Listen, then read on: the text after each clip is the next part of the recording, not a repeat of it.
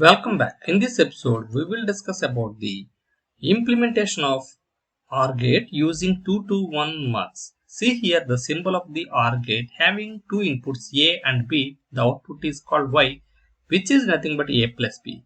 See here the truth table. It's a simple addition. If you add 0 plus 1, you will get 1.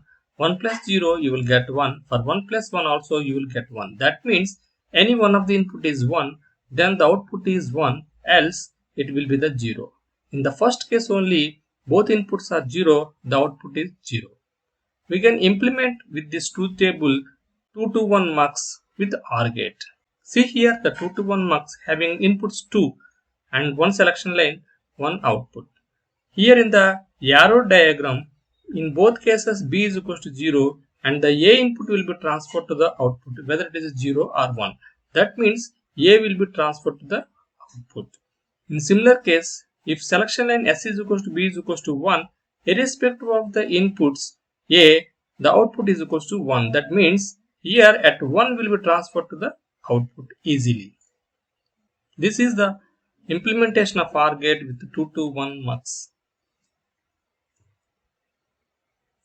Now we will see the implementation of NOT gate with the 2 to 1 MUX. See here the logic diagram of NOT gate having an input A, so the complementary output will come at the output side, that is A bar. So the truth table is also very simple. If A is equal to 0, output is equal to 1. If A is equal to 1, output is equal to 0. And coming to this 2 to 1 MUX having two inputs, one control input, one output. So if S is equal to A is equal to 0, then this 1 will be transferred to the output. In similar fashion, if S is equal to A is equal to 1, this 0 will be transferred to the output. That means a NOT gate implementation has been done like this. Simple and clear.